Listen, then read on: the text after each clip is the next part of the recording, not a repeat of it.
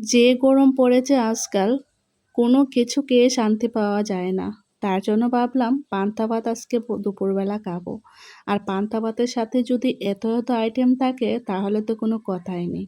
আমি যদিও এত আইটেম বানাতাম না, শুধু মেয়ের জন্য বানিয়েছি। কারণ মেয়ে জীবনে ১ম হচ্ছে পান্তা ভাত খাবে। তো যেহেতু ১ম বার খাবে তার জন্য মূলত এত আইটেম বানিয়েছি। তো দেখতেই পাচ্ছেন সকালের যে ভাতগুলো, এই ভাতগুলো আমি হচ্ছে এখন পানি দিয়ে পান্তা ভাত বানাবো।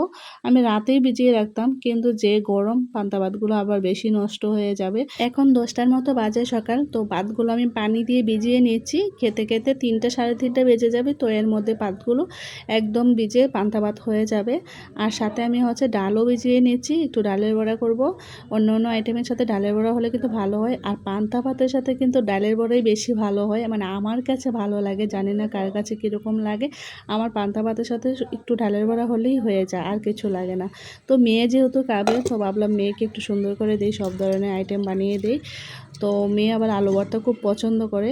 তো আলু আর হচ্ছে আমি সেদ্ধ বসিয়ে আসছি, বেগুনটা পোড়া বসিয়ে আসছি চুলায়, আর এদিকে হচ্ছে আমি ডালটা বেটে নিচ্ছি। আর এই যে আলুগুলো ভাজিনি, আলুগুলো দেশি আলু ভাজি করব।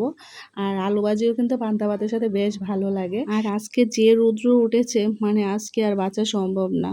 দুপুরবেলা একটু কারেন্ট গেছিলো, মনে হচ্ছিল যে জানটাই চলে গেছিলো। আর এই গরমের মধ্যে কাটাকাটি বাটাবাটি যাই করতে যাবেন একদম একাকার হয়ে যাবেন গেমে, অবস্থা খারাপ হয়ে যায়। রান্নার রুমে তো ঢুকাই যায় না। আর আমার রান্নার রুমটা এতটাই ছোট যে রান্নার রুমে ঢুকলে মনে হয় যে দম বন্ধ হয়ে যায়। তো এদিকে হচ্ছে আমি ভর্তাটা আগে মেখে নিয়েছি।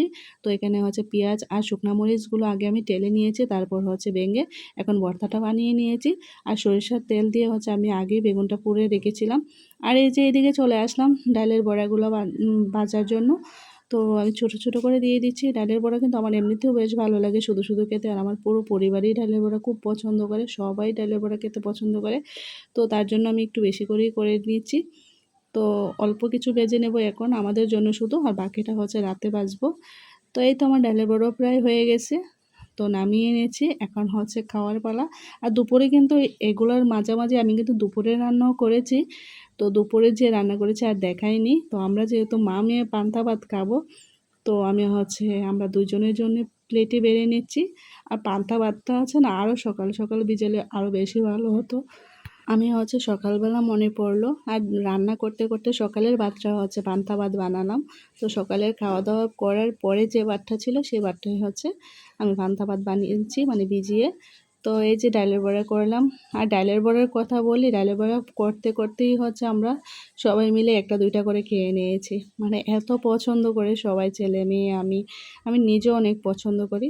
তো আমার মেয়ে হচ্ছে আবার এই যে দেশি আলু ভাজি পছন্দ করে না, তো তার জন্য ওকে আর দেইনি। তো এই যে সাথে হচ্ছে একটা মরিচ নিয়ে নিলাম, আর ওকে আগে দিয়ে দিয়েছি। ও বেশ পছন্দই করেছে, তবে ওকে যতটা দিয়েছি ঠিক ততটা খেতে পারেনি, যেহেতু ১ম বার বাচ্চা মানুষ। তারপরও পান্তা ভাত কিন্তু ভালো, খেতে পারলে ভালো। আমরা খেতে পারি, আমরা আগেও খেয়েছি, বিয়ের আগেও খেয়েছি। হয়তোবা হচ্ছে গরমের জন্য না হোক, সকালবেলা মা তাড়াতাড়ি রান্না করতে পারবে না, পরে রান্না করবে। তো আমার যেহেতু প্রাইভেটে যেতে হবে, আমি হচ্ছে আগের দিনে ভাত খেয়ে প্রাইভেটে চলে যেতাম, আর প্রাইভেট থেকে এসে আবার গরম ভাত খেতাম সকালবেলা। তো আমরা পান্তা ভাত অনেক পছন্দ করি, মানে আমরা যেহেতু খেয়ে অভ্যস্ত, আমরা পান্তা ভাত অনেক ভালো লাগে। আমার মেয়ের কাছে কেন জানি তেমন একটা ভালো হয়নি, মানে অল্প খেয়েছে বলে, বেশি একটা ভালো লাগেনি।